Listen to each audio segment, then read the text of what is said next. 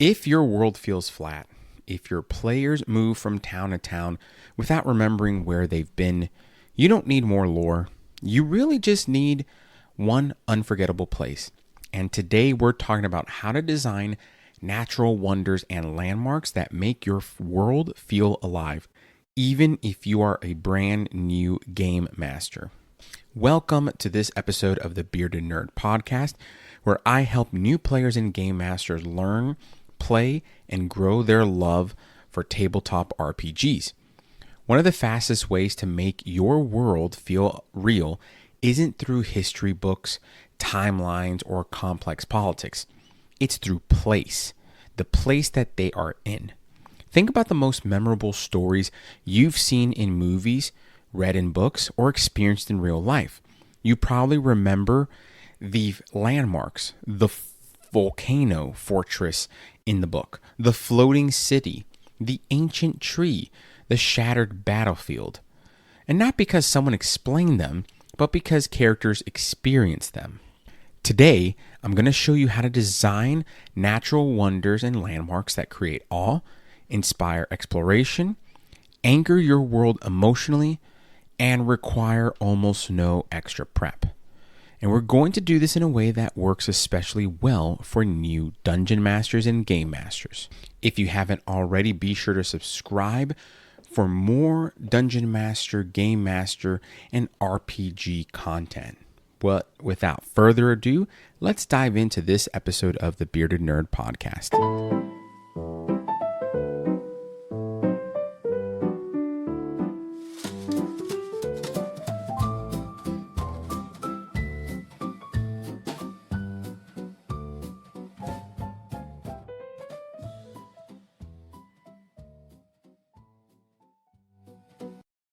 Let's start off with a simple question.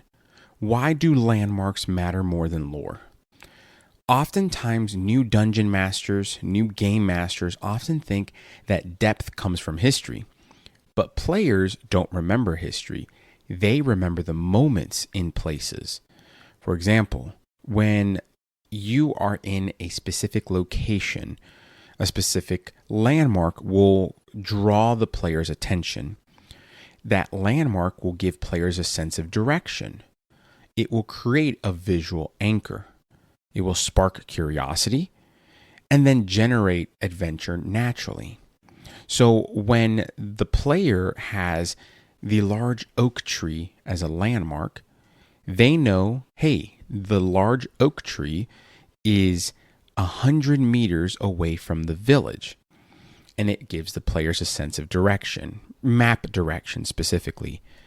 From there, it creates a visual anchor. They start to picture this large oak tree that they can then imagine in their head what it may look like, the color of the leaves, the bark on the trunk, things like that then explore curiosity. Maybe the players want to explore that oak tree and touch it and feel it as their characters. Maybe they want to investigate it. And then it generates, it kind of spontaneously pulls those players to start adventuring, to start exploring. So that landmark really makes your world feel bigger, even if you have a 9x12 little map. Now, that landmark needs a location. So how do we make a location memorable? Well, there are three things that every great natural wonder or landmark has in common. And number one, it's scale. It should feel bigger than the characters. Maybe a canyon that's so deep it hums with the sounds of the different creatures or the things that pass through that canyon. A waterfall that maybe it falls upward.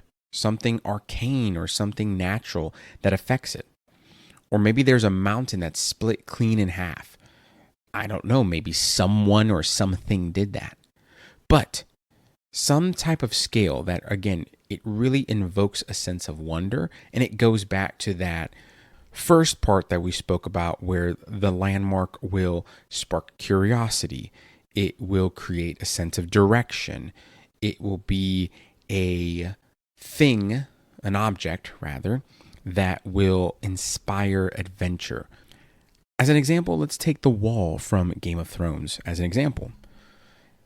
From a scale perspective, it is ginormous. It was made with the help of giants, but it is located north, so it gives everyone a direction. Anything north of the wall is beyond the Seven Kingdoms territory. Anything south of the wall is within that territory. So, right there, it gives a very clear direction of where things are and where things aren't. It also sparks curiosity. Who made the wall? What were the intentions, or what was the original intention of the wall? So on and so forth. And then again, it sparks curiosity, it sparks adventure. Let's travel to see the wall. Let's avoid the wall. So, from a scale perspective, again, it should feel bigger than the characters. Number 2, mystery. Players should ask questions. Why is it like this? Who built it? Is it safe? Right? You don't need to have the full answer immediately because the mystery will fuel play. Going back to the example of the wall. Well, who built it? Why did they build it? Why was it built this way? Is it safe? Is it safe to climb on? Is it safe to stand on? Those type of questions are going to be asked, and maybe you don't have the answers, right? They gave us a high level answer in the beginning of the series because it was pertinent to the story, but they didn't really go into detail until later on in the series. Same thing with your Dungeons and Dragons campaign or any other RPG that you're running. You don't have to give answers immediately. You can allow for the tension and drama to build up and then create something later on in the future. Lastly, emotional context. Why does that landmark matter? Is it sacred? Is it feared? Are there political aspects to it? Is it forbidden? Right? You're turning that emotion into a scene in your story. So again, using the Game of Thrones world, the weirwood trees are sacred to the people of the North, and they view it as a sign or symbol of the gods. But it also has physical durability and all these other attributes that make it valuable to those living outside the North. With all that being said, let's go ahead and create a simple landmark creation formula, so to speak, so that you can take this and run with it. This will be perfect for you new dungeon masters and game masters out there. And honestly, you could even use it if you're an experienced game master. But I really think this will benefit the newer dungeon masters. So let's start with step 1. Choose a natural feature. A mountain, a river, a forest, canyon, island, cave, tree, doesn't matter. Choose a natural feature. Then, step 2, twist it. What makes it unusual? Does it glow at night? Does it defy gravity? Is it petrified? Is it eerie and whispered names of particular things or people or objects, whatever it may be? What does it do that makes it unusual? Then number 3, add a story hook. Who wants it? Is there a faction that wants it, or a kingdom, or a religious order that pines over it? Who fears it? Are the local people afraid of it, revere it out of fear? And who benefits from it? Again, are the people who want it going to be the ones who benefit from it? Or the people who want it are trying to stop the people who would benefit from it? So therefore, is there a little bit of tension there? And step number 4, add one immediate problem. Maybe the problem is that there's a ritual happening in that area and you are aware of it and you need to stop it.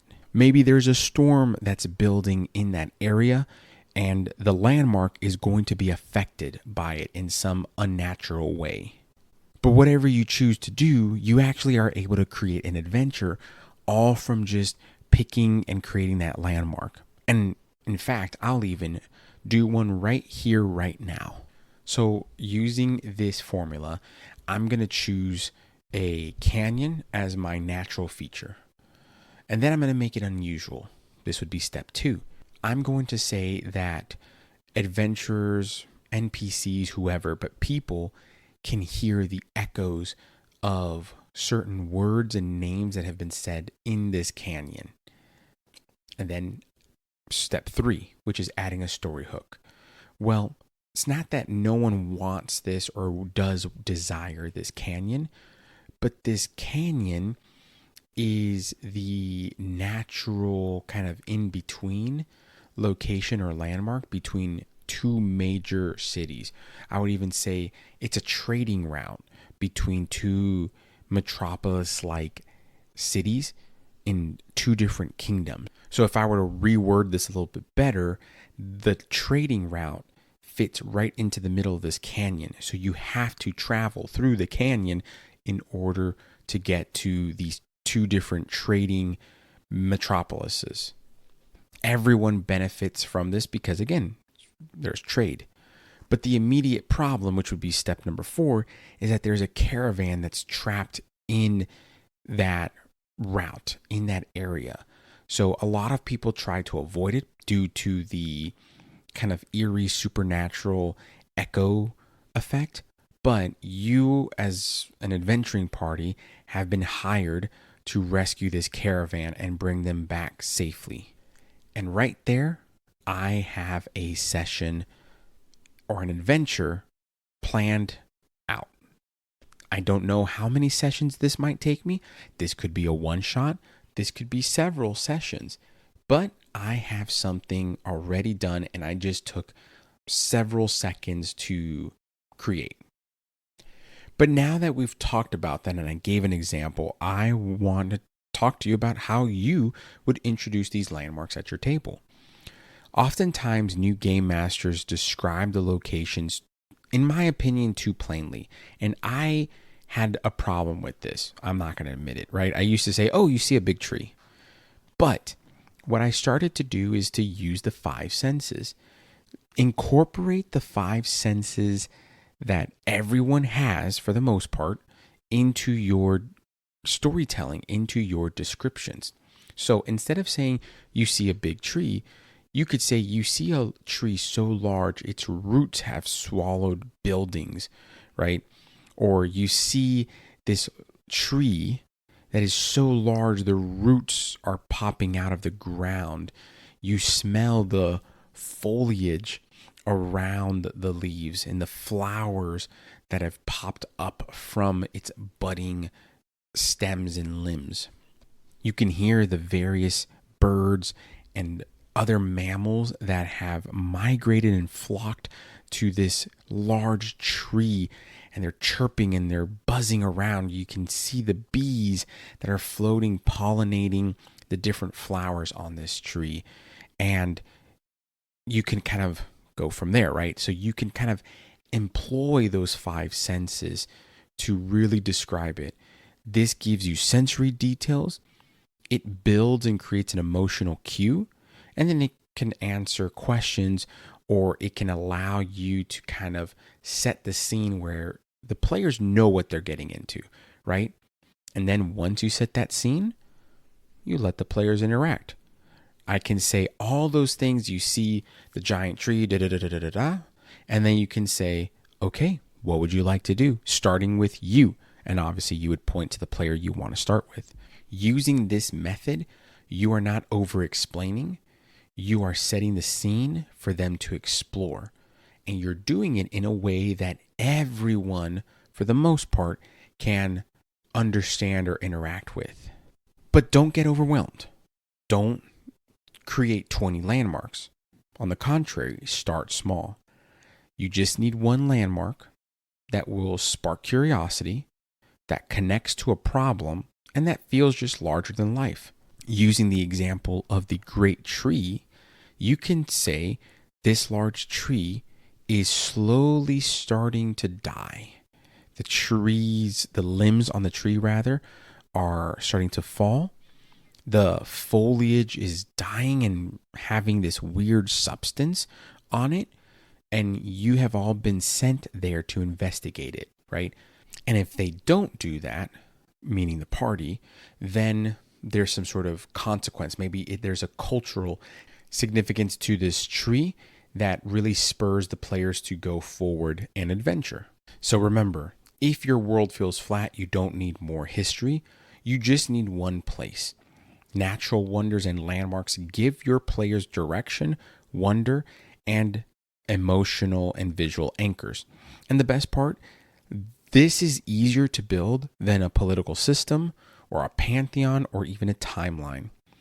If you're a new game master, start with one unforgettable location and let the story grow from there.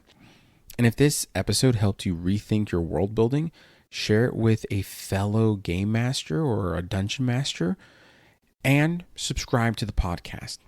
Until next time, y'all, build less, inspire more, and as always, keep gaming.